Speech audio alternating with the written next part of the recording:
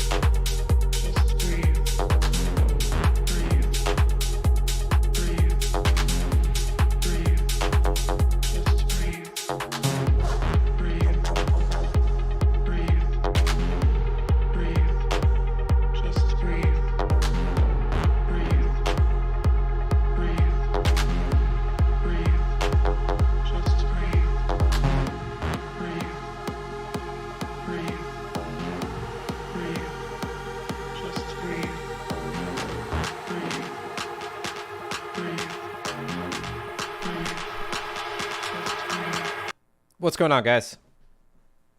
Happy Thursday. It's 12:51 New York time. We'll get started in a minute. Give me a quick sound check. Let me slow the horse down now. So Akasi VCV, I don't know if you could tell, but actually sped up the horse. Sped up a little bit for the techno. Which, no, is not music that I normally listen to, but it is music that is permissible for the streams. I need to find like a dedicated artist. I mean, I have a lot of music that I would prefer to have on for the streams, but unfortunately they are all copyright protected. We'll get started in a minute. Just give me a quick sound check, and we'll be good to go.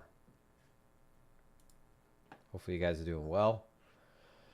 Going into the weekend, it's a shorter week because of Memorial Day. So we had a 4-day week, at least NYSE. Futures opened. But anyhow, it's light. It's going to be light for a while. I would say that if I was going to anticipate anything, it would be this continuing for a little while. Remaining boring. Let me change the screen. Make some adjustments. When I get a sound check, I'll start it up. Let me retweet live. All right, cool. So, apologies for being late.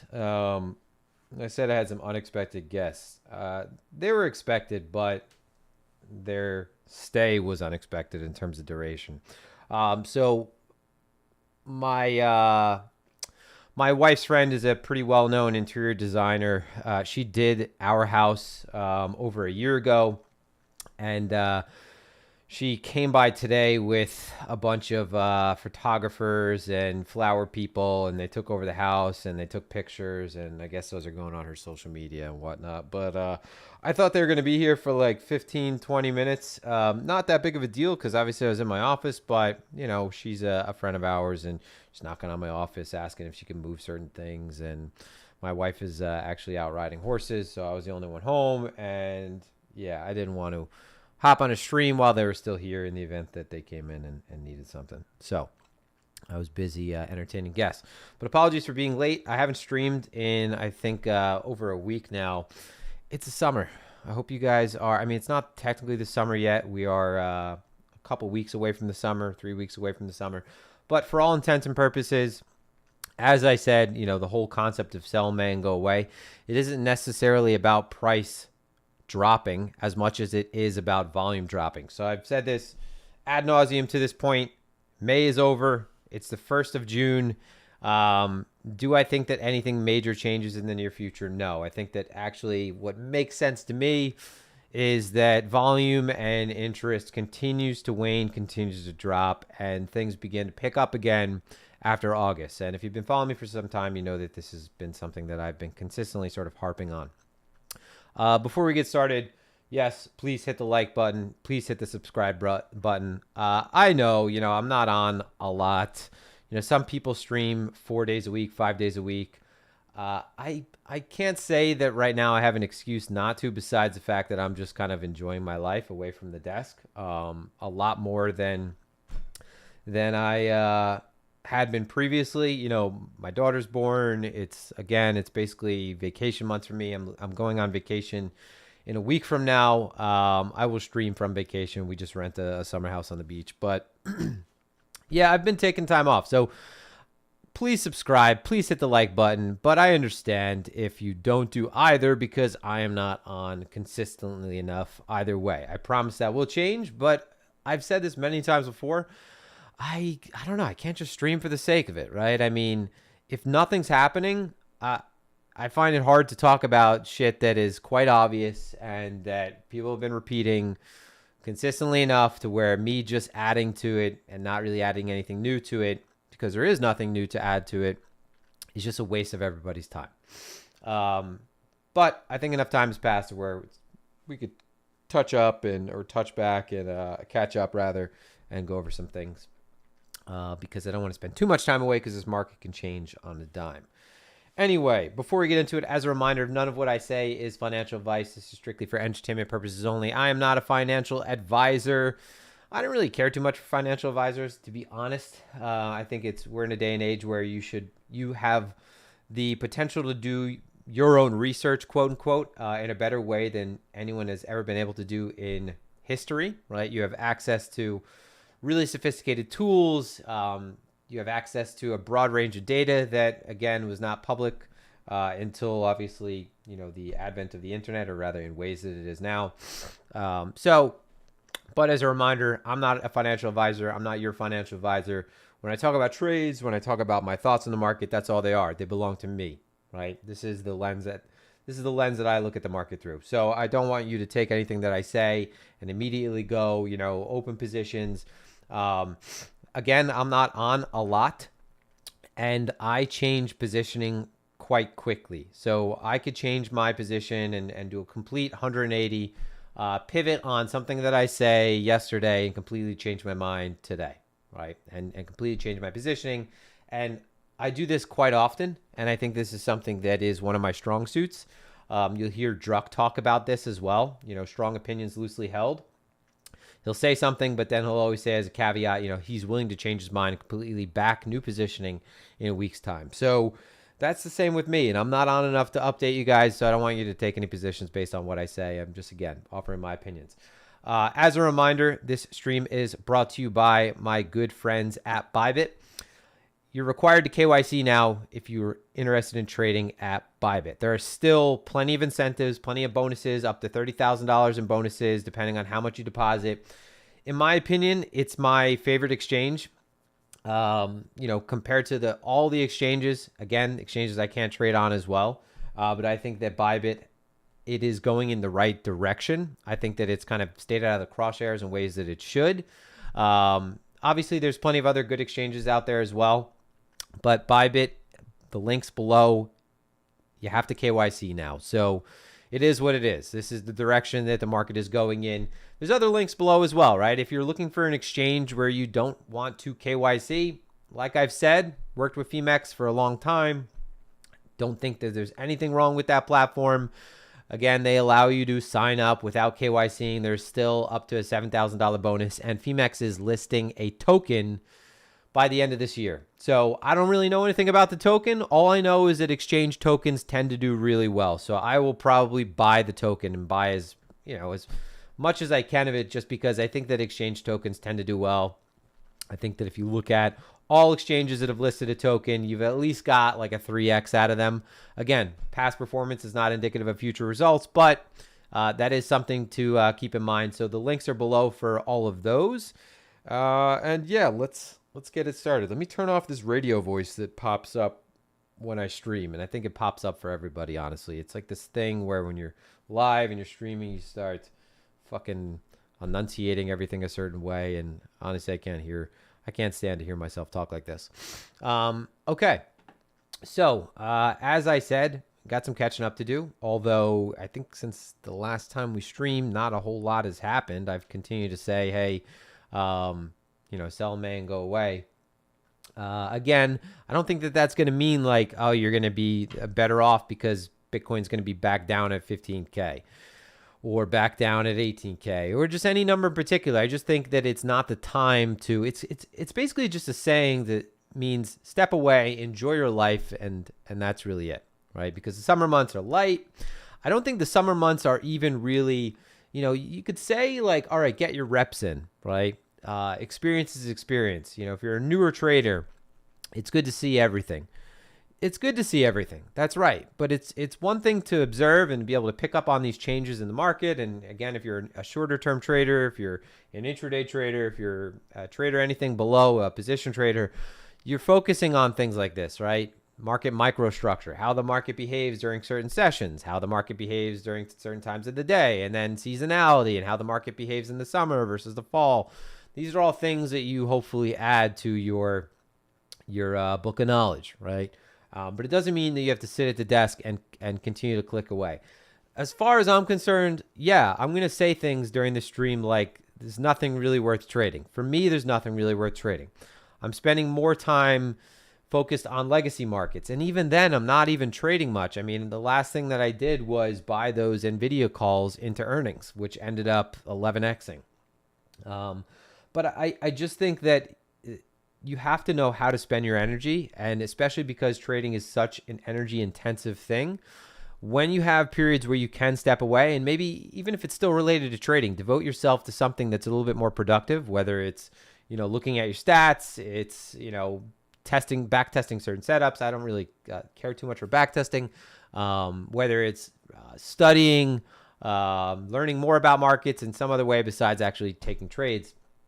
I don't think personally that there's enough meat on the bone. And it's like, the best way I could put it is, it might be completely out there, but if you are in the woods, right, and you need to survive by killing what you eat, which is what you're doing as a trader, your best bet is to try to find bigger game, right? You don't want to be chasing around mice and squirrels all day to eat. One of the things you could say actually is that you might end up burning more calories to hunt that smaller game. It might not even be worth it. You might not end up surviving, right? You might get a little bit of meat for a ton of struggle and a ton of effort. So, that fucking analogy was out of left field. But the point is, I don't think there's enough meat on the bone to justify any kind of, extreme level of devotion like the market normally commands. Okay, so put it that way. But this might not apply to everybody. For some people, it might be worth it to stare at the screen. I just think that even things like how the market is trading are not as honest. I mean, they are honest, but you're focusing more on, you're seeing a lot of, especially with alts, there's a lot of just algo domination, a lot of market maker domination. Not domination, but dominance rather. There's not a whole lot of organic trading. It's truly PvP. This market needs an influx of capital.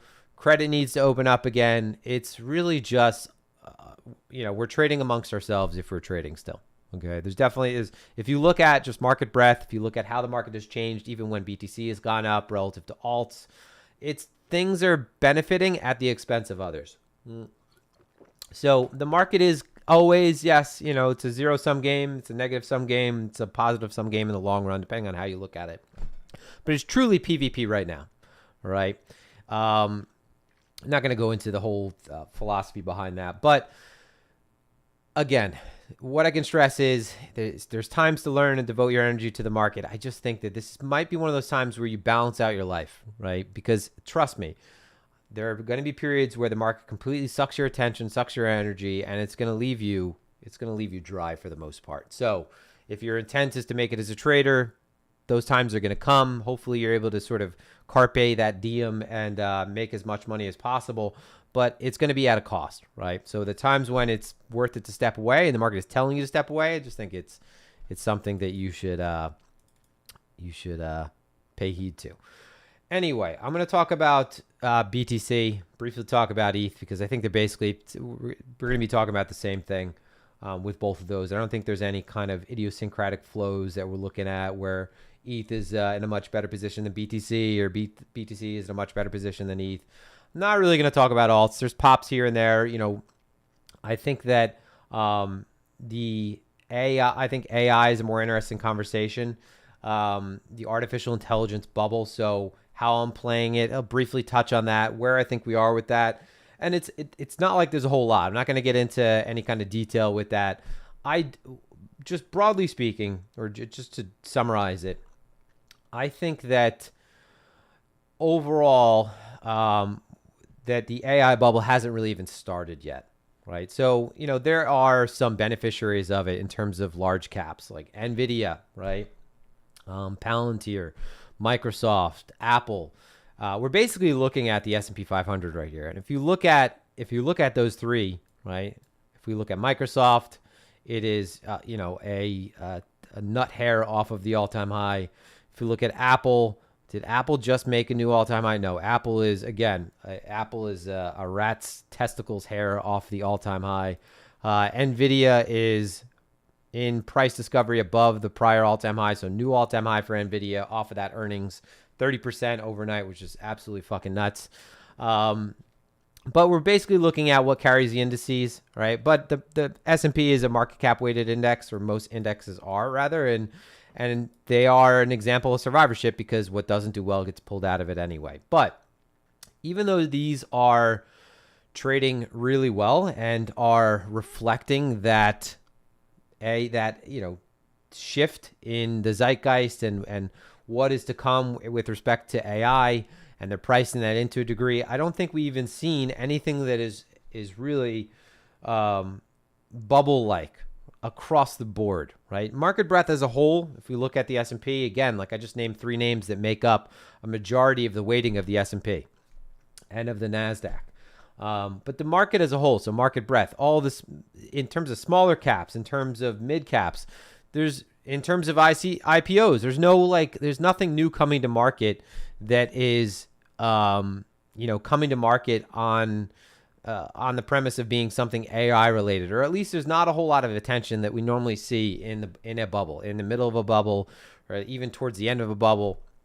So there's none of that yet. So I still think we're early to it. So the trouble is, yes, being early is often indistinguishable from being wrong. So because there's really not a whole lot in terms of the universe of stocks to play around with respect to AI, it's tough to be early and be wrong. But you can be early by buying NVIDIA right now and be wrong, right?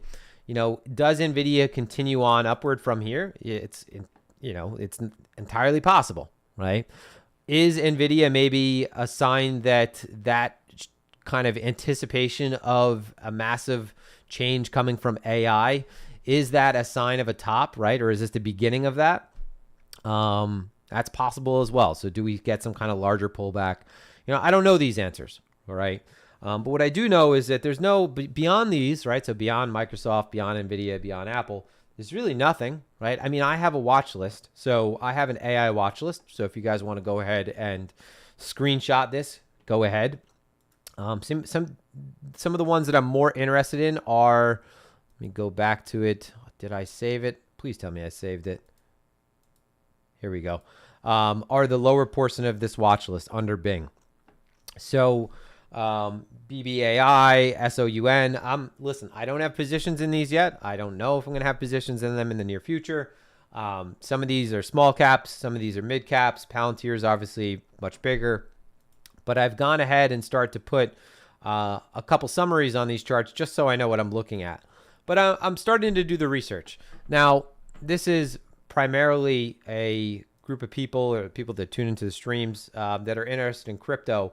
So what I think is that ultimately crypto ends up benefiting from an AI bubble. So I think honestly, I think it needs to piggyback some kind of AI bubble. And the reason is even though we know that crypto is phenomenal at manufacturing narratives very quickly, we have a major narrative that is ahead, right? Probably the most dominant narrative, the most participated in narrative, and that is the halving for BTC. But other than that, in terms of L1s, L2s, NFTs, memes, I mean, we've pretty much used everything. DeFi, yes. Are there going to be major transformations that DeFi is going to, or that will come from DeFi? Absolutely. Do a lot of things not even require tokens? Absolutely. So it's tough to continue to, it's like we're playing the same, by not having a new narrative, we're requiring people to participate in the same narratives that they've already kind of burnt up a little bit. And it's like you don't get that inspired by things that you've already seen have their run, right? It's kind of like, you can't teach excuse me, that's not the right, I was going to say you can't teach an old dog new tricks. It's difficult to fool someone again with the same trick, right? You see something done once and that's it, right? It's over. So I think this market requires, and what I mean by that is like meme coins, for example. I don't think they have like a massive future where we're going to have like the next bull market is going to be carried by meme coins. I don't think there's enough substance behind them. I think that people see them for what they actually are. It's punts, it's excitement. But other than that, I think the market really needs substance to get to really make confident bets. And I think that that's the actual edge that equities always have over crypto. Crypto, it's so easy for things to come to market, right? Someone literally can now use ChatGPT and a plugin or a couple plugins to create a series of NFTs, a website, and then to come up with the code to mint them. There's nothing standing in the way of that. Regulators are trying to obviously make changes to the fact that there's nothing standing in the way of that. And that's just one example. But there's no friction to come to market in this market, right? So this market is very easily saturated with I think, what are there, like 20,000 cryptos maybe right now? Let's double check that. Let's go to CoinGecko. There is an incredible amount of cryptocurrencies. Let's see. So there's 10,000 listed on CoinGecko, 748 exchanges, right? So this market is very fragmented. There is a lot of garbage in this market. And that's because there's really no friction. So I think that the fact that it's difficult to come to market in equities, right? That whole process makes things have sort of an obvious air of legitimacy to them. And if you go from, especially where we're currently at, and then I'll go into BTC after this sort of tangent, trading meme coins for me specifically, right? Seeing how the market is behaving in crypto with meme coins, and then me pivoting and spending more time focusing on things that are actually of substance in equities, I feel even more confident in what might end up being garbage in equities. Just because I know, okay, this is there's very little fraud, right? It's very unlikely that these companies are fraudulent. Yes, it's transparent enough to where I could see they're performing very poorly, right? Maybe they're trading at multiples of what they should be. Maybe they've been unprofitable for the last 4 years, but there is, again, an air of legitimacy to it. I'm on the exchange. I'm trading on the NYSE. I'm using, a legacy brokerage platform. I don't feel like there's any rug risk. I think you guys get the point, right? So there's an air of legitimacy. There's some substance to it. I think, though, that the AI bubble that we haven't seen yet, right, that I think will probably be one of the most significant bubbles in markets, I think has the potential to take us into a new bull market. I think that is something that crypto needs to piggyback. And I don't even, that's not, my opinion doesn't matter because crypto will piggyback that. You will see things, and don't be surprised if you see things that completely pivot their, mission statement to suddenly being something that's AI related overnight. And this will, a website suddenly listing itself as AI, a white paper for tokens will cause them to pump, right? But there will be legitimate projects that, are integrated or somehow related to AI that will be piggybacking this bubble. And I think that is possibly the next major narrative for crypto. But I just want to get that out of the way. That's just my thoughts on that. I'm honestly using AI right now to research AI. So that might sound kind of ridiculous, but I've actually gone ahead and added a bunch of plugins to my ChatGPT 4. I'm using ChatGPT every day to research. So as silly as it is, I've gotten some of my pairs on my watch list by using sentiment tools or using ChatGPT to pick up on sentiment, to filter out certain results, to surf the web, to clean up some data. You could watch YouTube videos, essentially pull transcripts. You could scrape websites very easily. So for someone who's not as, the most technically sophisticated person in terms of programming or even remembers how to scrape websites with Python, this has been something that is very helpful. And I think that honestly, I'll wrap this up and I'll get to BTC and crypto, I promise. But I think that honestly, right now, your focus, forget trading even, it should be to learn how to use all these new things that come out. And forget about learning how to use them, but you should be playing with everything. The fact that also, and this is the last point I'll make, the fact that there is a level of tangibleness to some of the things that are coming out, like Apple will release its VR or AR headset or whatever. The fact that there's a level of tangibleness to them, and you could see, okay, immediately, oh, this works, this doesn't, I like what this does, I'm playing with this thing on Photoshop, this connects to Adobe, Mind Journey, whatever. I think that, again, makes this more exciting, and I think you have to participate. So, and I don't mean by investment, I mean by just actually, interacting with software, protocols, things that are coming out on a weekly basis and daily basis. All right, so let's get into it. So as far as BTC, as far as the market goes, I mean, big picture, you guys see me, I shared a chart this morning on Twitter. It was shadow skew. So it was skew and how skew has changed. So we're talking about, and I know that maybe not everyone is very fluent in options or any of the jargon that I'll use, but I was looking at implied volatility across deltas or across skew by delta. So what we're looking at is essentially that go down over the last couple of weeks. So implied volatility is going down, right? Realized volatility is flat still. There's really nothing going on. It's tumbleweeds. But implied volatility is still going down. Option sellers are still making money. So people buying because they think implied volatility is cheap right now. Implied volatility is still trading at a premium to realized, right? So we're still trading above. So it's still trading rich compared to realized. I mean, it is very low right now. And you could see this premium right here, right? So this is what we're looking at. It is the difference between that versus a period when implied volatility was lower than realized volatility, and that was going back to the end of April. And just to give you an idea of when that was on the chart, so the end of April, and this is going into the beginning of May. That was right back here. So you see how things are really compressed back there. But option sellers are still making money. So people betting on volatility because volatility is really compressed, they could bet on it way too early, right? I don't think that anything's going to change in the near future. I think we need a catalyst.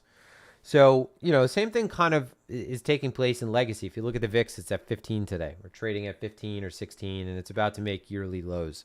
Or, going back to the beginning of 2022 even.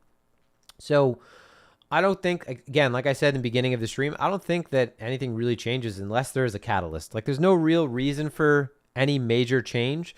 There's not a whole lot of, if you see one thing actually, I mean, skews are trading negative. So puts are trading a little bit more richly compared to calls.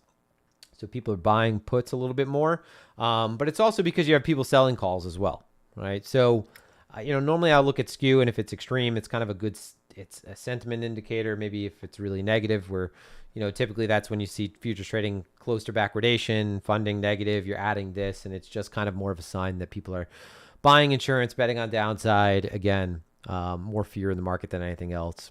You add this with other technical details to build a case around maybe why you think they were bottoming or it's a good area to enter for long, et cetera, et cetera. I don't think anything major is going to change. If we look at the spot market isn't really doing anything aggressive. It's the perp market where we're seeing the activity. And even if you're looking, it's really just front month, right? One other thing to look at is quarterly futures contracts. One of the reasons why quarterly futures contracts are useful is because your larger traders that are looking for that leverage exposure are going to be using these because there's no real cost to carry in terms of an interest rate component, right? So you don't have to pay that funding. You don't have a funding component, right? These are going to be trading at a premium. So they're going to be trading right now. They're trading in contango. Okay. It's pretty flat, right? So futures term structure is pretty flat, which is another good sign for the market having bottomed. And again, we think the bottom is in, we think the bottom is behind us. But it's not like anyone is positioning majorly in this either on the long side. So it's not like anyone is building longer term positions right now. So there just seems to be a decent amount of disinterest in the market. And again, there's really no spot interest. So it's not like, we're seeing people share charts of like Binance bids and fucking Coinbase bids for like $20 million positions. That's not meaningful, right? Especially when that can be some form of manipulation. There's a lot of things that can be. That doesn't even necessarily have to be part of that doesn't even have to be Delta One or be a directional leg. That could be a part of a non-directional trade. So I just think that without any kind of spot activity, the market is kind of left to the futures market, which is usually just going to be, it's going to be responsible for the short-term moves due to crowding. There's nothing really to say right now in terms of where we're at in terms of futures, rather. I mean, if we look at funding rates, everything's pretty neutral. One thing to consider is that you have to kind of widen what you consider to be a meaningful funding print anyway, because some of the more significant counterparties or some of the more significant entities in this market that make the markets and are liquidity providers have actually pulled out of the market. So the markets are just thinner. So if you have thinner conditions, it's going to be more difficult to keep the futures prices and the spot prices tethered together. And that's one of the things that's obviously the funding mechanism is an incentive mechanism that is used to keep those markets in line, right? So to keep the perp, which trades like a front month futures contract, trading in line with the spot market, right? So if the markets are thinner as a whole, if you have people that are normally responsible for providing liquidity and making these markets, if they're not here, again, it's thinner, it's easier for the market to move, and as a result, it's more difficult for the markets to stay in line, and you're going to have funding prints that are a little bit more, I guess, errant than they normally would be. So I think you have to take that in consideration. One thing that I would say is when the market is ranging, when the market is left to its own devices and there's no real spot market activity, and we don't have any kind of meaningful catalyst in the near future, volatility's drying up, I think what you have to look at is the range that open interest has moved within. So you'll typically see that open interest will reach a certain level where it is sort of indicative of saturation, and it could be on both the long or the short side. So in terms of open interest highs, if we're looking at Binance, that's around 120K, right? So in terms of BTC. If we look at the lows, that's around, we'll say between 80 and 90K. So that would be where we'd probably say, maybe futures positioning is exhausted. We've seen, the adequate amount of de-risking. If you had a pullback and the market came back down to, and this has been changing more locally over time. If you have a pullback and again, there's really no spot market selling and that open interest has been exhausted back down to an open interest range low or what has been sort of the threshold for that, that's probably a good sign that maybe the positioning that is responsible for short-term moves in the futures market has exhausted itself, and you can make a case for absorption. You can make a case for maybe the market cooling off in that direction. I think more important detail is usually going to be the highs of that. So we're nowhere near that yet. So again, the market is not in a place where it makes sense for people to really get caught offside. You can see that open interest has trended up over the course of the last couple of weeks. Again, this is something that happens in ranges, right? This is why volatility can't remain compressed forever. You have the market continuing to move sideways and positioning built up. As it gets tighter and tighter, that sort of, trigger level, the trigger levels at the high and the low, they become closer and closer. And you do end up building up a good amount of fuel for the market to take its next move.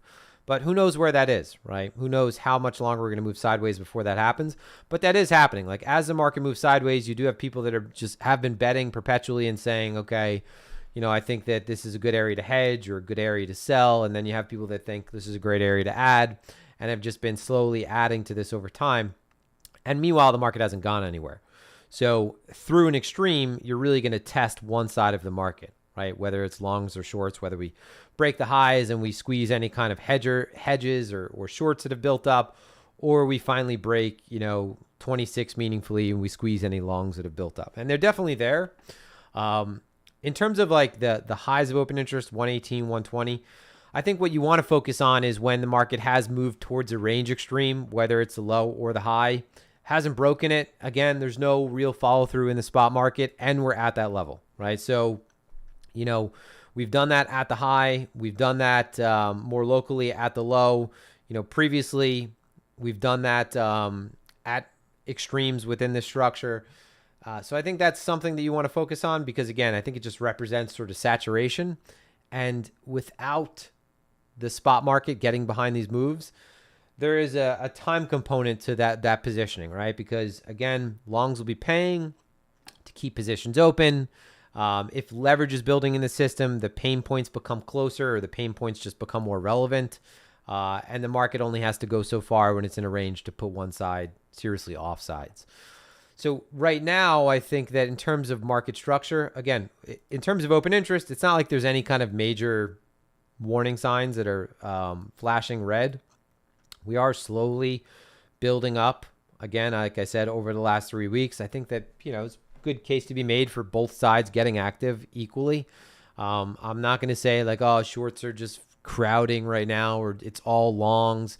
I think that it's going to be really obvious and that you could play the break of this range, right? I think that you could basically play one side completely puking as if both sides are sort of getting equally involved aggressively, because obviously there's a long for every short, right? But sometimes it could be a market maker, it could be a non-directional leg, it could be a lot of things. It doesn't have to be the case that it's just aggressive longs and shorts hammering this sort of equally as it moves sideways.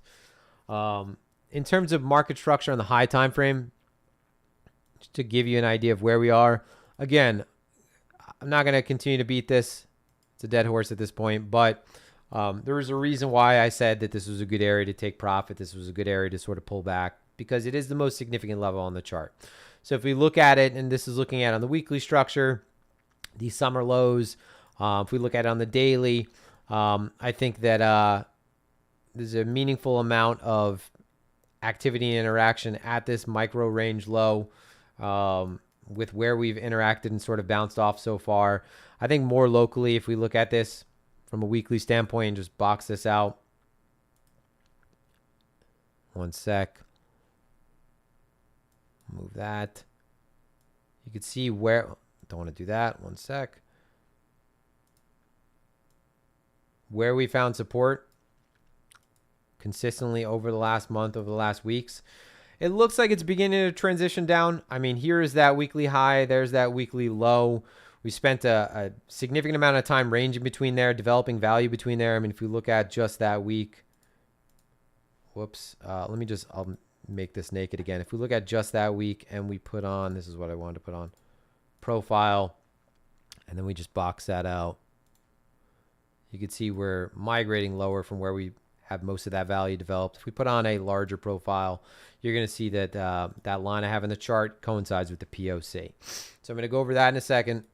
The point is we're spending more time at the lows than anything.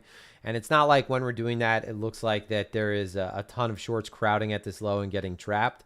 It looks like sellers are in control. So we're trading below POCs depending on if you cut it from the entire range, if you cut it up from that weekly structure.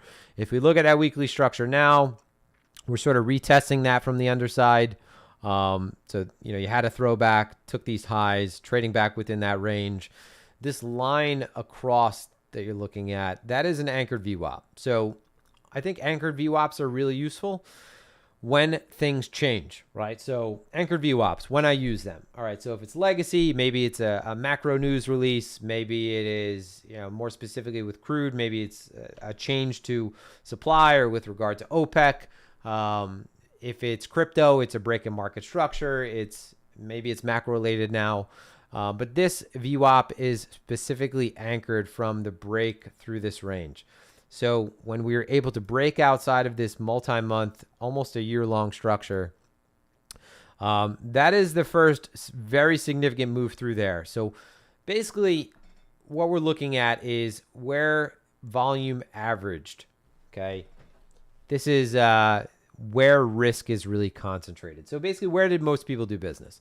All right. Ideally, you want to see that, at least if you're bullish, that you're maintaining this, right? You're maintaining this. You could basically say buyers are in control, right? When we're below it, sellers are in control. Now, the more you move sideways, the more likely, and when you have a clean range, the more likely that this is just going to be in the middle. So it coincides with the POC. It's just more dynamic, right? So it's going to adjust over time and depending on, what actually hits the market in terms of volume. So sellers are in control. We're trading below this, but we haven't had, again, if we look at this range, open interest has kind of migrated up, like I said, over the last 3 weeks. There's been no major change to that. And we've gone away from this VWAP a couple times towards range extremes, and we didn't have any major change in open interest. I do think that maybe, again, like I said, that this is, there is some level of crowding here because, again, you have people that are getting in sort of passively thinking, okay, this is an easy area to long, easy area to hedge. Again, I could see cases for both, right? Retesting the top side of that 25K level, retesting the underside of this high time frame market structure. Neither of them, I think, are good reasons I don't think that's a good reason to long. This is like the umpteenth time now we're retesting it.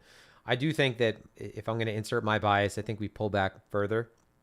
But as we've moved away, we haven't seen any kind of major puke. So I do think that I think that we don't get anything major until this range is resolved. So I think that the levels for me are 30K and 26K, where I have the highest degree of certainty that if we're able to break through those levels, that I am at least willing to participate in the short term for some kind of either long squeeze down, so some kind of puke of whatever open interest built up more locally, and then 30K for any kind of squeezing of either people that have gotten sidelined or have hedged this off or outright short and are in good position. Because again, if we're trading below VWAP, you could assume sellers are in control. So sellers are at least in a better position. So again, I think 26K, 30K, anything between is, I don't know, it doesn't seem very compelling or worth paying too much attention to when at least the sun is out and shining. So that's high time frame. I don't think there's anything I really want to add to that. I think this can just continue to move sideways. But if you look at the structure on the high time frame, in terms of where the market hasn't really spent any time, we're looking at 26K down to 24.5. So if we just look at the profile, and we're going to use that as an example, that LVN is right there. So just odds are, if we end up, especially after a structure like this, I think more often than not, we have sort of a clean range. This is a lower high in the making still. Again, sellers in control. If we test this low out again, I think you end up blowing it out. And I think that there's a high probability that we end up filling the structure out. So I'm not expecting like any kind of major puke, because I think the market's making it pretty clear that there's not a whole lot of reasoning for it to go anywhere far anytime soon. Again, we don't have any kind of major catalyst, I think. Crypto has been, it's the correlation between crypto and legacy has really loosened. And the correlation between legacy and legacy is even really loosened. Like between rates and equities in the dollar, between the NASDAQ and BTC, there's been more dislocation than we've seen in the last few months, especially between crypto and legacy. So between crypto and the dollar, crypto and equities, crypto and rates, whatever you want to look at, it hasn't been the case that they have been very connected, or at least as connected as they were in the last few months. So that's a good thing, right? I don't think you have to pay as much attention as you maybe should have been previously. But I think absent any kind of major catalyst, there's no reason to assume like any major breakdown or any major breakout in the near future. Again, I think the AI thing is kind of a curveball. The S&P has been having trouble just above this 4,200 level. So go over that in a second. But I think locally, if there's anything to point out, the best opportunity, and I ended up selling this, the best opportunity was the throwback above these range highs. I briefly got short. Wasn't anything that I held on to. I'm still hedged. I'm still essentially flat in terms of deltas. But the throwback above this high, if you're, you could have made a case for long on this as well. I just think that, looking back on it, why I thought it was a decent short opportunity, there was still a whole lot of meat above us, right? So looking at this range locally and saying, okay, so we've been ranging, we had a failed break further, and now we're trading back above it. I could see the case why people would have got long here. But you still had a whole lot of meat to deal with up here, a lower high potentially in the making in this level as well. I just didn't think that there was a really clear target. I don't think that a move locally like this, right, with the way that equities are trading, with the way that just crypto feels kind of like there's a whole lot of nothing going on in the spot market, I didn't look at this and think, okay, this is a good long opportunity back up to the range high, right? I posted about sort of range trades recently about, it doesn't always, it's not the case that it's that formulaic to where if you fail to break down, it means you have to go all the way back to the high. If anything, the POC of this was an area where you would expect price to have trouble. So again, just to give you an idea of where POC was, right back to that midpoint. So locally, I don't see anything, honestly. I'm not, but again, I'm not really that focused on the charts right now. If we just look at a 1 hour chart and put on the profiles on this,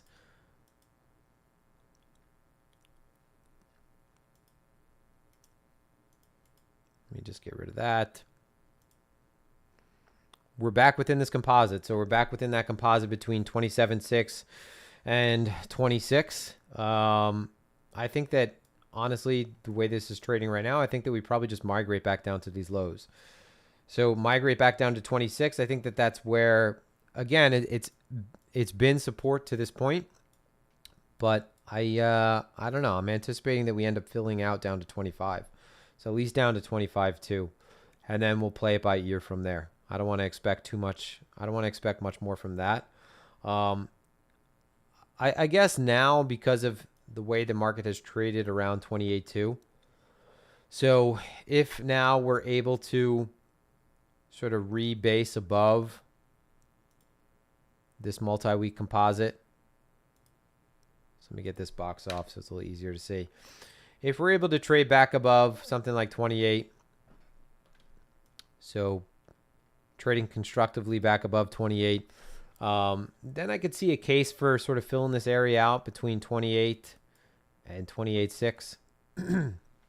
So just to zoom out, but I don't want to zoom out too much right now because I think that the opportunities that are popping up are just on the shorter time frames.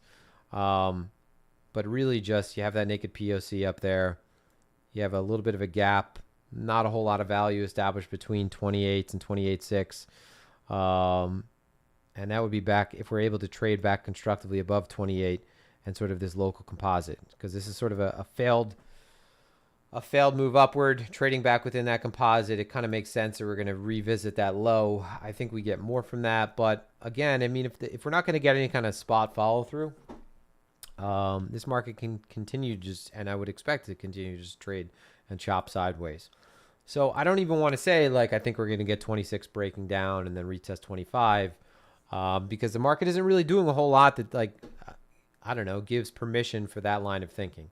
The market is doing a lot of this, right? Just moving sideways. So if a trend is going to continue, if you're going to continue to trade the trend, I think it makes sense to anticipate that probably continues. The tighter we get, though, like I said, the tighter we get, the easier it is to play the break, right? We don't have any kind of inside day setups right now, but inside day setups have been good.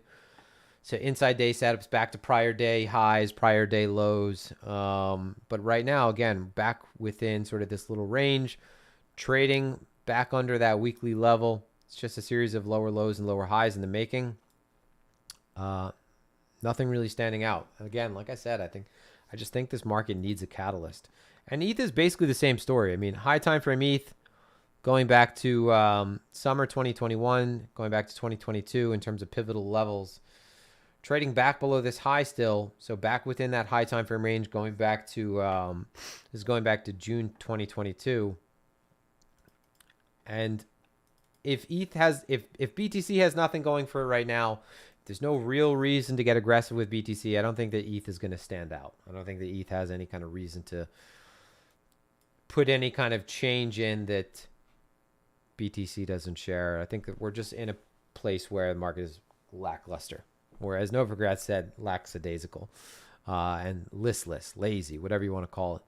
I mean, what stands out with ETH is that sort of gap between, we'll say, 1740 back down to, we'll say, these lows right around 1660, right? So you have, I think personally, I think these lows kind of stand out.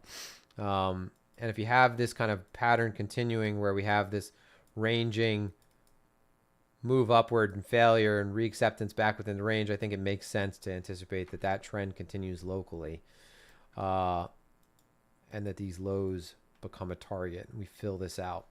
Some people on the timeline are talking about 16, going all the way back here. I don't know. It seems like a pretty big distance to think about right now, considering price is having trouble moving as it is even locally. So I think that, again, if you are trading, like, you just have to keep it really zoomed in.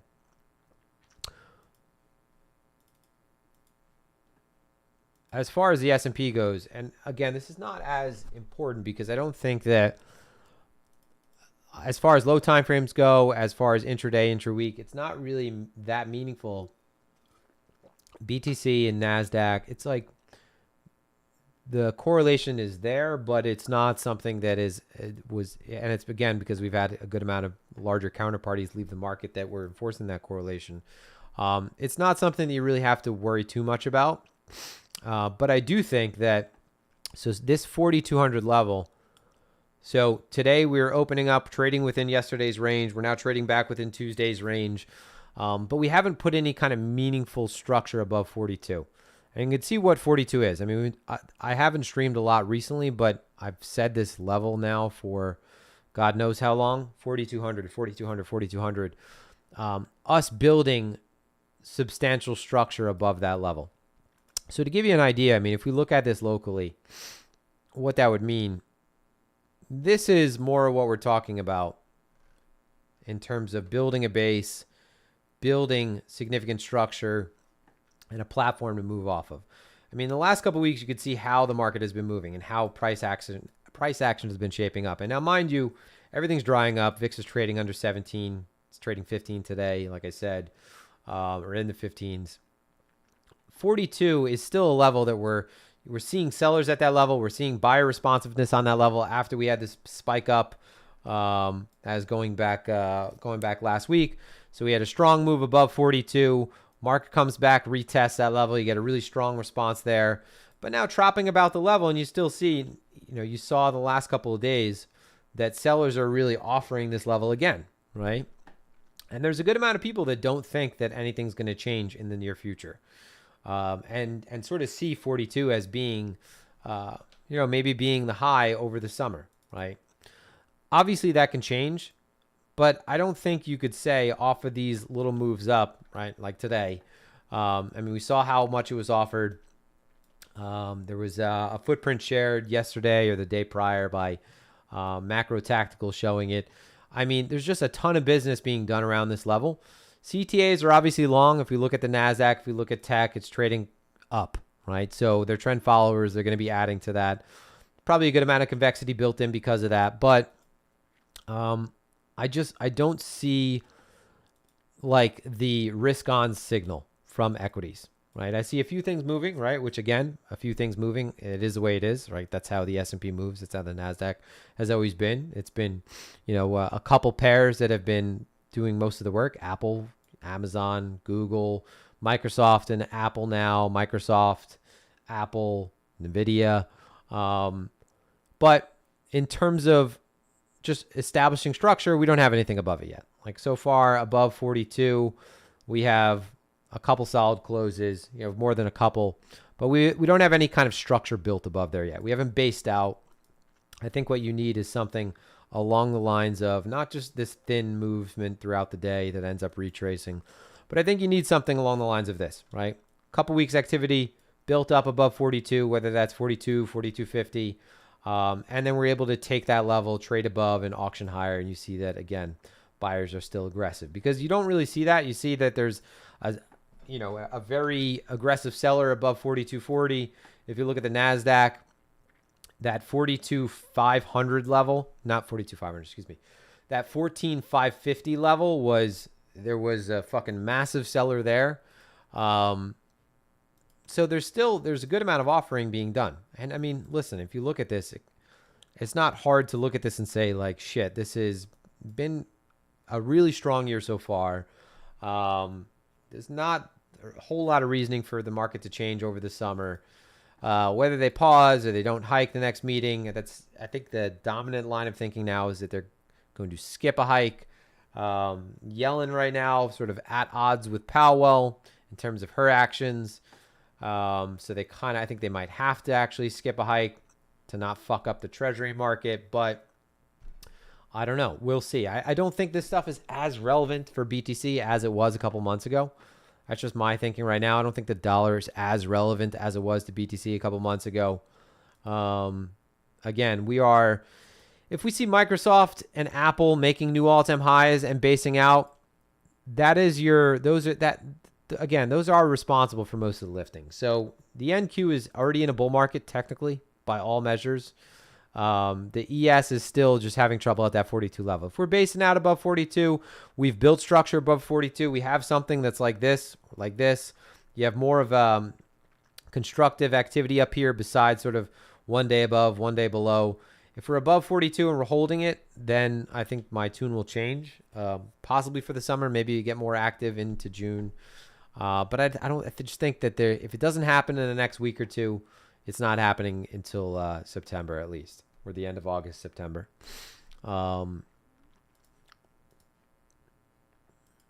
NASDAQ. So NASDAQ just year to date.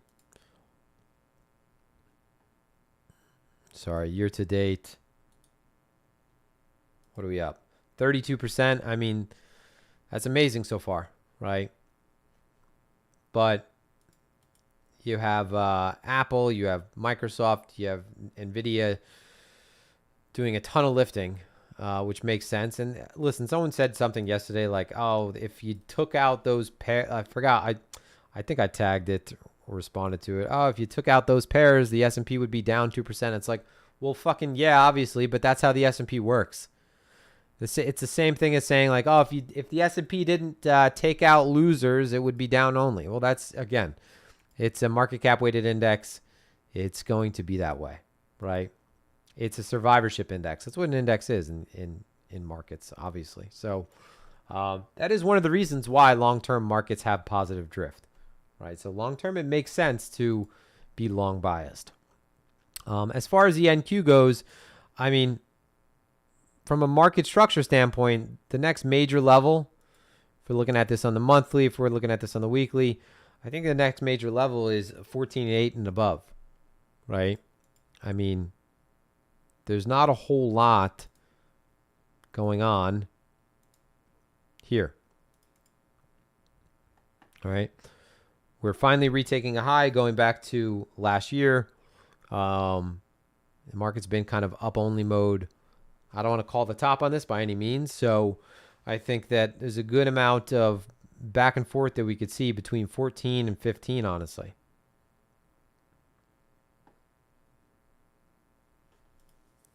But I'm focused on NQ and ES intraday, honestly.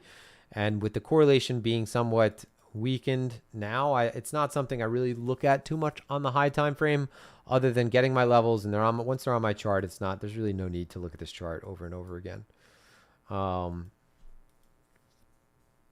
Just backtrack.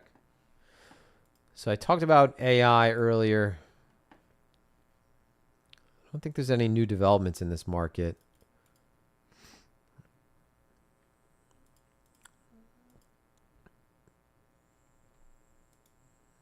Just today's performance.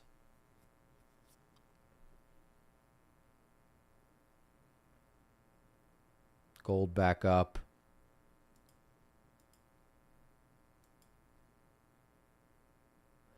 Yeah, I'm not even that focused on the debt ceiling news at this point. It's going to get resolved. I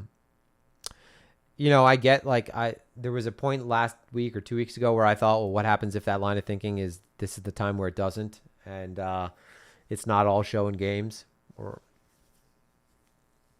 whatever the saying is. I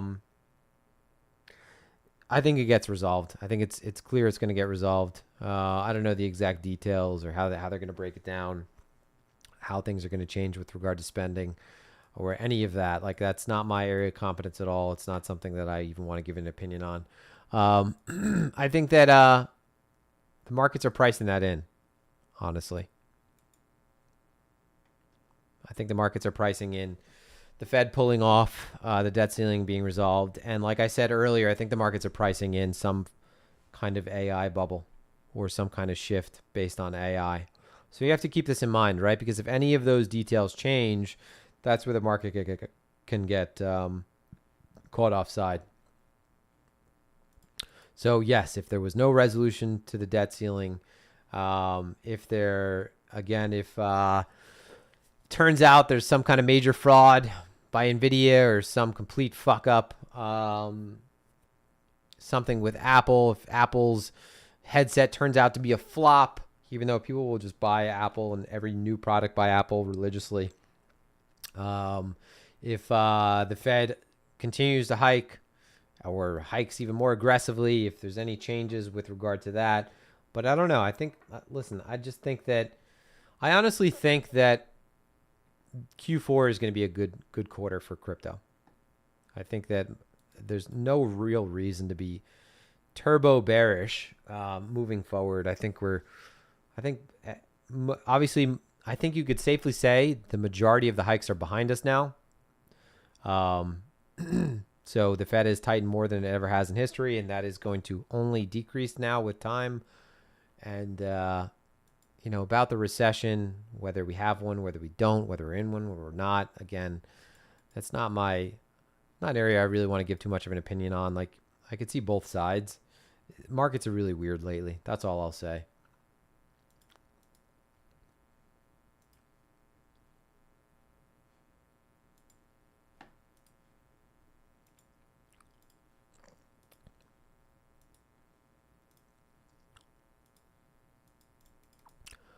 But I mean, even locally, if we just look at how we're behaving, just look at CVDs this is for Coinbase. This is spot. I'll change the color so you can see it.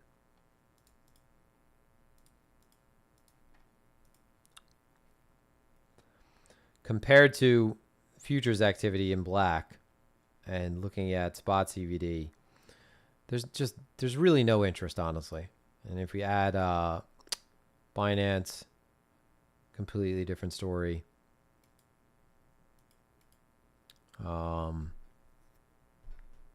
OKX, which is more significant now, but not on this. Phemex, always different though.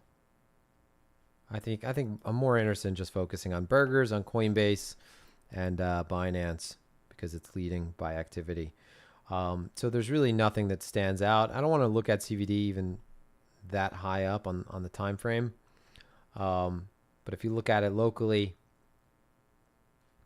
again, in the red, good amount of selling.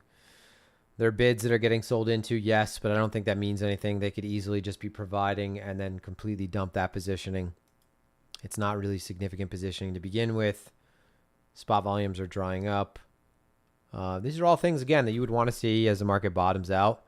And then if we look at just perp CVD, I think you have a little bit more buying than anything locally, at least the last couple sessions. There we go. So perp in black. So over today's session, over yesterday's session. So yesterday's session, you had shorts being squeezed out, right? And then today, basically from the start of the day, after this move down, open interest kind of ramping up to the tune of 10,000 Bitcoin. And this is on across exchanges. But if we just isolate this to Binance and we'll say OKX and Bybit. So you have 193 to 205. So about 12,000 BTC, which is a decent amount of capital. And then if we look at Binance CVD, up. If you look at Bybit CVD,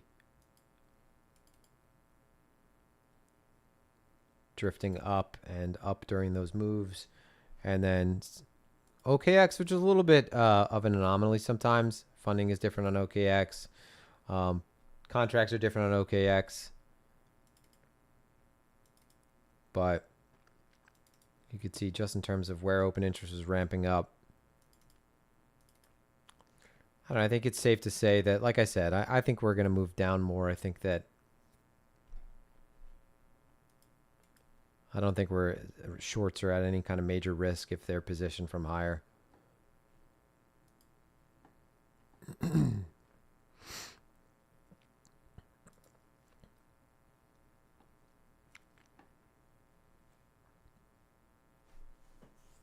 I mean, the market is also acting really dumb right now. You could tell the market is bored as hell. The whole thing of sending ETH to or listing an ETH address. I mean, big influencers and big accounts. I don't want to say influencers just to refer to accounts, because there are people that are just great traders that have a ton of followers. And then there are just absolute grifter influencers. But people sharing ETH addresses just for people to give them free money. And, you know, I have my opinions. I think that a good amount of people are using that for money laundering, and then sending themselves money from exchanges and whatnot, saying they got it as a gift, whatever. Yeah, there's nothing even that stands out in terms of open interest between alts, BTC, and ETH. You know, normally we looking for really any catalyst for why the market would move a lot right now, there isn't one. So it's not like there's any kind of major crowding. Again, market's trading around. It's finding fair value in a pretty clear range. Most of the volume at the midpoint. Sellers in a little bit more control. But there's no kind of egregious dominance in open interest with alts versus BTC or BTC versus alts, where you would think maybe one would spill into the other. Look at open interest just on, we'll say, Binance, OKX, Bybit. I mean, like I said, it has been trending up slightly, but the market is up. And then if we look at volumes,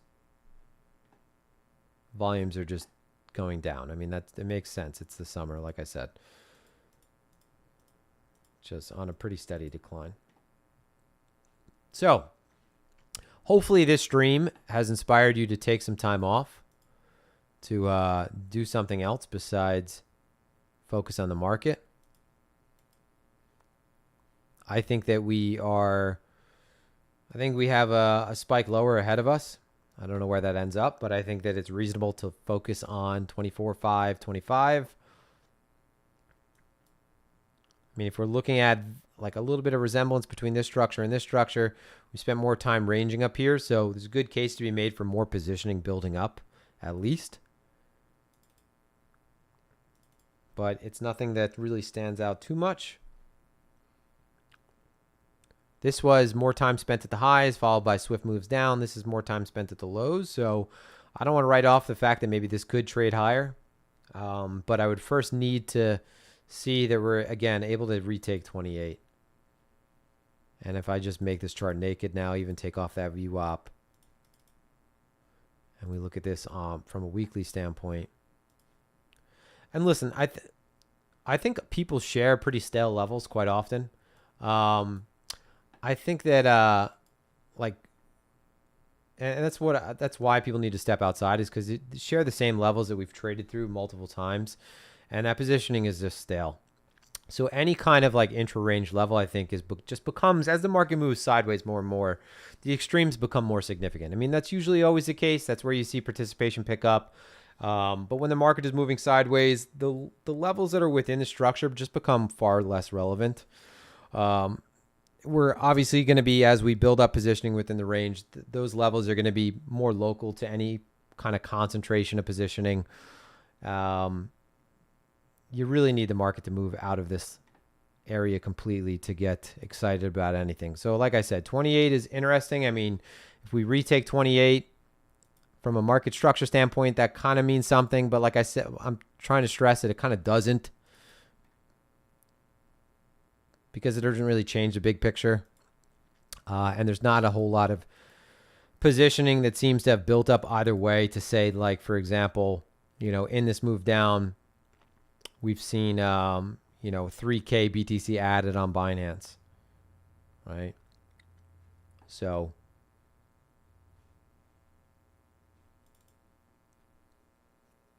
I don't know. I'm probably going to wrap it up. I haven't streamed in a while, so I just wanted to hop on. Apologies to you guys. I always say, like, I'm going to stream consistently, but I don't know. I spend so much time with my daughter.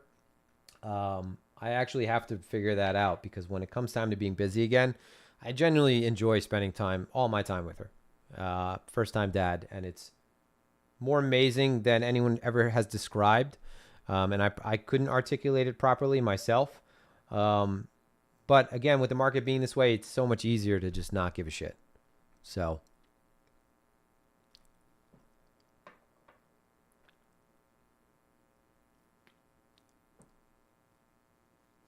I think that'll do it. Let me just read the chat real quick.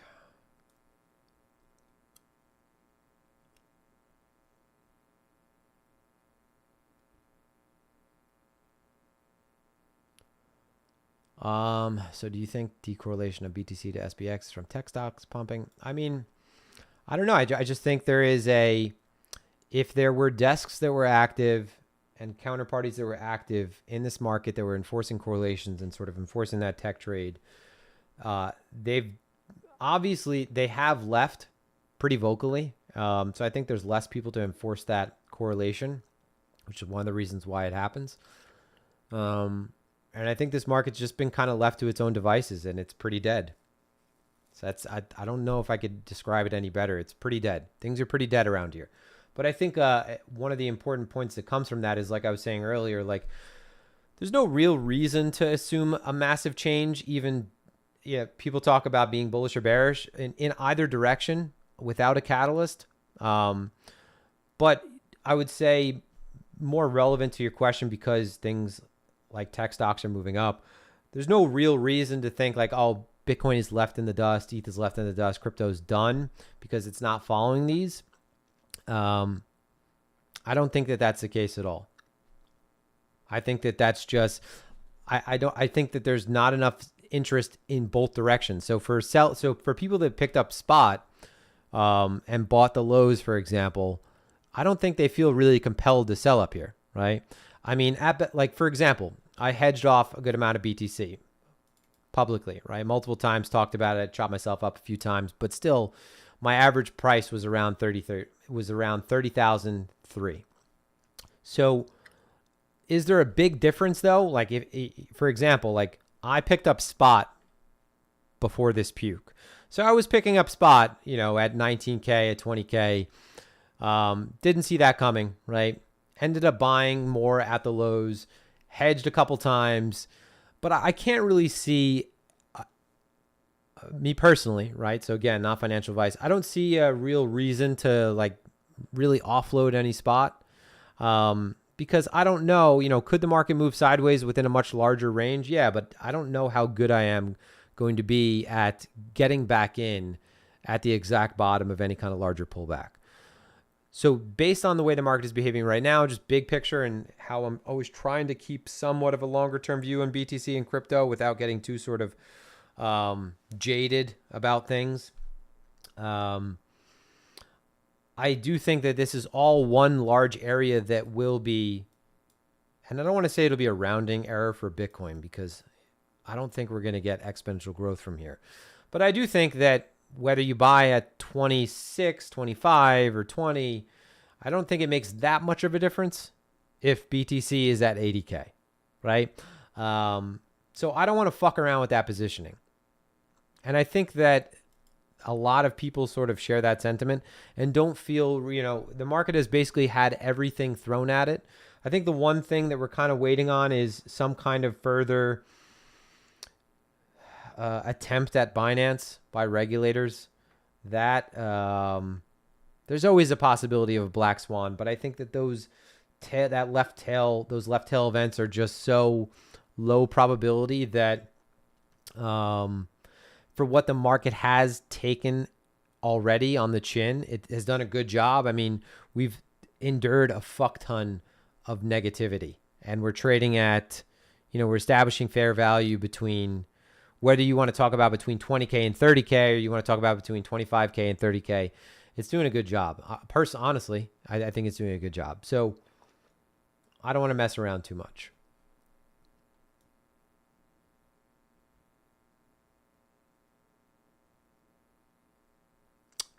Oh, what's up, Kaleo?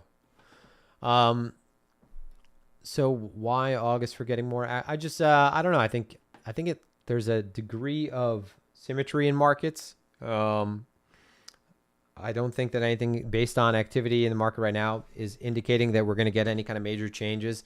That's how summers usually are. I mean, people were kind of breaking my balls when I was saying sell May and go away. It's empirically obvious that is the right thing to do in the last 60, going back to 1962.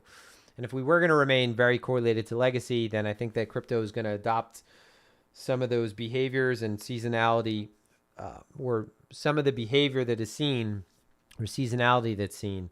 And it's not a matter of like the market dumps in May.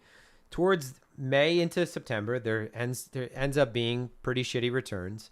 But more importantly, just activity dries up. So, you have less liquidity. There's less to go around. There's less availability of bids and offers. And it's for a multitude of reasons. It's after tax season.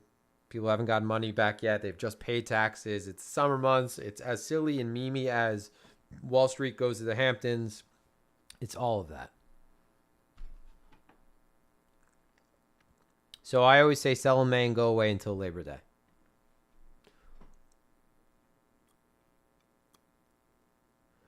So when it comes to sizing up, I can't give you any advice other than you size up gradually. And this is what happens when you size up. You're confident. You have some kind of evidence, right? All your decision making has to be based on behalf of evidence. So you're journaling, right? There is a significant sample of positive performance over time.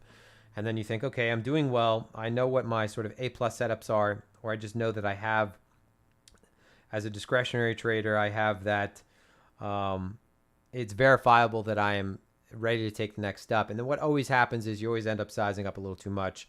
and you get burned, and then you back it off a little bit and you find your next comfortable level.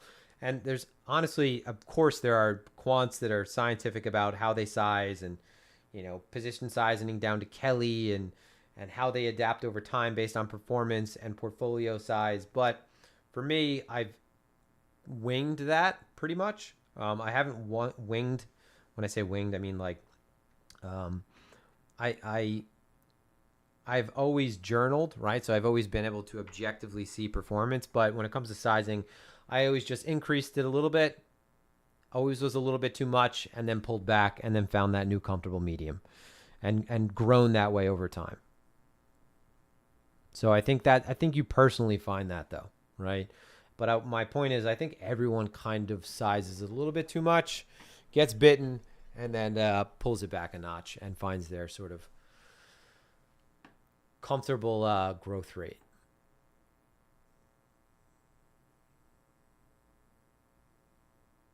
I don't have an opinion on injective. I don't really have too much of an opinion on a lot of alts, so I'm not your go-to for that.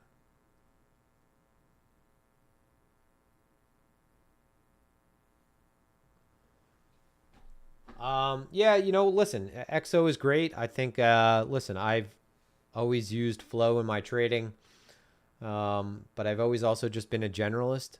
I get how people can go without it, right? I mean, there's plenty of ways to skin the cat in markets, and crypto is the one that, the crypto market is the one that I would say is the most accommodative or friendly towards generalists. So people who trade a multitude of ways and have multiple systems and multiple approaches.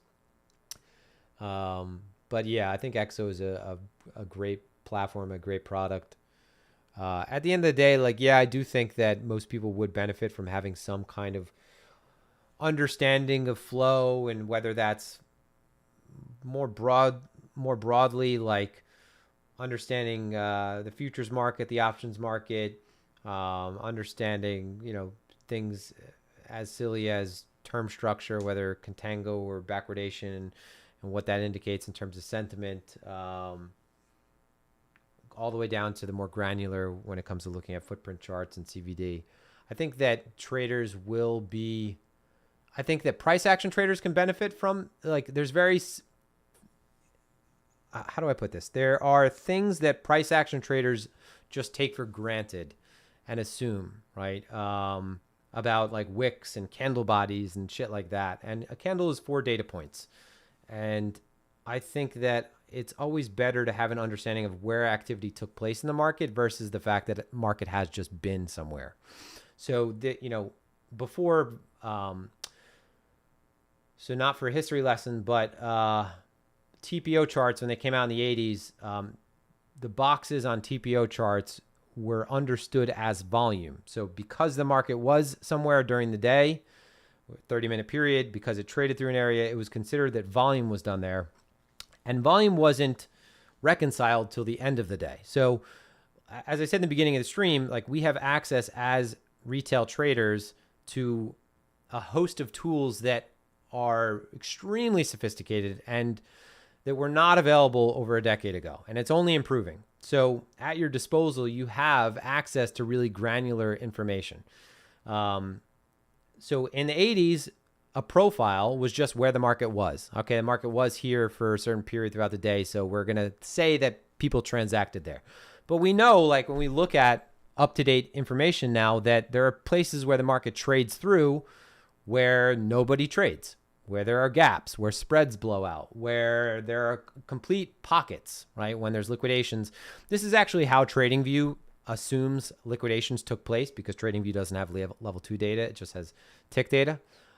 It's based on velocity, right? So you could create an indicator just based on price velocity. Price moves X amount of distance in such and such amount of time. That's really unnatural unless there's a liquidation taking place. Okay, that's where liquidations took place. But either way, like, I think this information is useful to know, because at the end of the day, it is an auction, and we want to know where people are interested in doing business and where they're not. And just because the candles have closed a certain area or spend a certain amount of time consolidating in a certain area, it doesn't mean shit, right? I mean, we could look at a daily candle that looks like this, 2 candles identical. One of them looks like this underneath with volume, with a ton of aggressive buying at the high, and buyers are willing to buy higher and higher. And then we could look at, or let's say let's take a pattern, for example, right? We have like 3 really strong candles upward.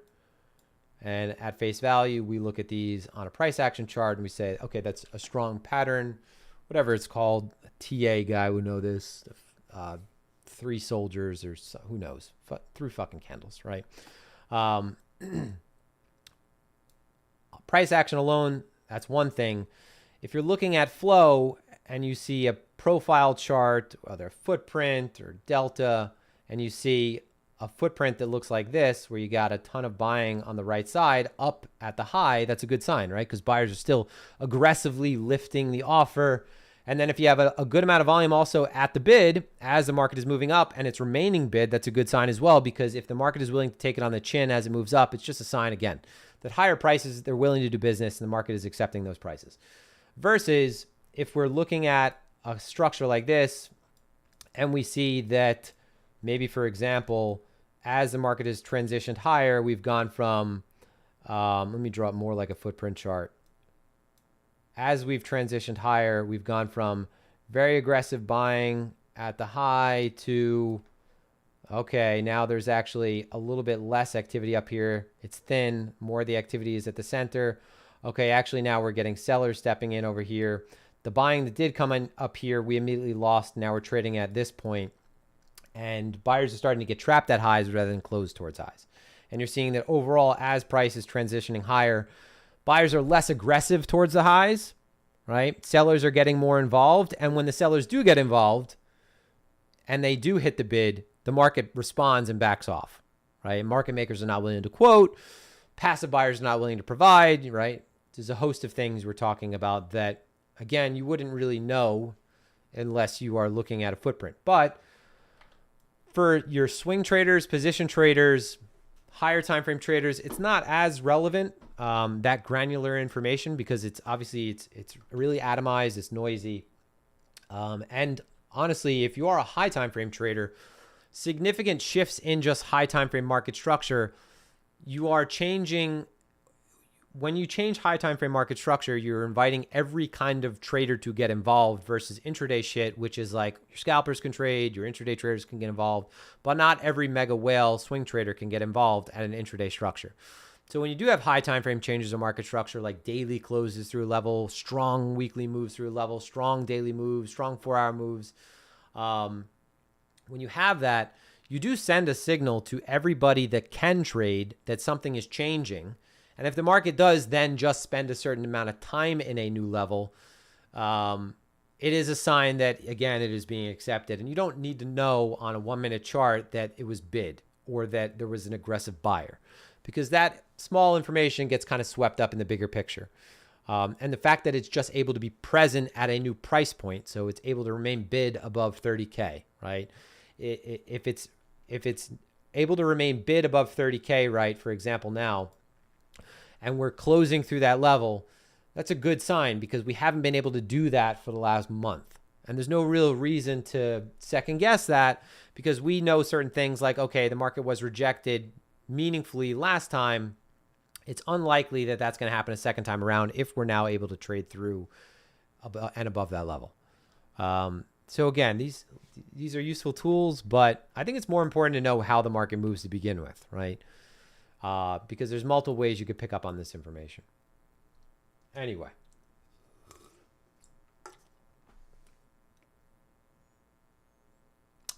So as Kaleo said, so this is kind of like echoing my point about not wanting to even micromanage my own positions. I just think, and I know a lot of people think this way too right now, and Kaleo's as well. I think that this, how do I put this? I think that this is the one time where, whether, like I said, I'm buying, if I didn't buy the bottom, if I buy now, if I'm buying into the end of Q4, I just think the halving is dumb. It might be dumb, but it is, like I said, it is the most adopted and believed in narrative that crypto has. And there is a degree of reflexivity to that alone. That I think just means higher prices overall. Whether or not that means a new all-time high or 50K is not that big of a difference, right? It does represent a meaningful trade, and I think it is one of the slower moving trades. So I think that if you're positioning now into the end of the year, it's hard to fuck that up. Put it that way. There is Brent Donnelly talks about this, and he's one of my favorite people. He has a great books out now. Really well-known trader. He proves the point that you could write a newsletter you could write a newsletter, be a profitable trader, be someone who is an institutional trader, was a prop trader at banks, very successful, author, like I said, as well. Talks about symmetry in markets. And I do think that there is a laughable amount of symmetry in crypto so far. And listen, it's a small sample size, but it's the only one we have, right? And if it changes this time around, like, okay, well then, fuck it changed, right? But if it doesn't, if the market does the same shit that it's done, and I didn't buy Bitcoin or ETH, and we're in 2025 and we're trading above 55K, I will fucking kick myself for having second guessed something that has been really true so far. So, yeah, I definitely think that most people should honestly kind of screw off for a bit. Yeah. But that's it, guys. I got to run. It's 2:19. Apologies for being late. Like I said, apologies for not hopping on streams as I said I was going to consistently. It's a nice time of the year. There's nothing compelling going on in the market. I can't just manufacture content. I see people tirelessly posting stuff on Twitter, and I feel like other people do a good job of covering shit. I don't want to cover it as well. And I feel kind of redundant doing it on top of that. So everyone have a fantastic evening, weekend. I will stream again probably on, we'll see. We'll play it by ear because I'm going on vacation next week, and it's not like I'm going on vacation. We have a house, and I'll be there, so maybe I'll be on a laptop at the beach like a real trading guru. But that's it. Everyone have a fantastic day. Thanks for joining. Till next time, don't get chopped up.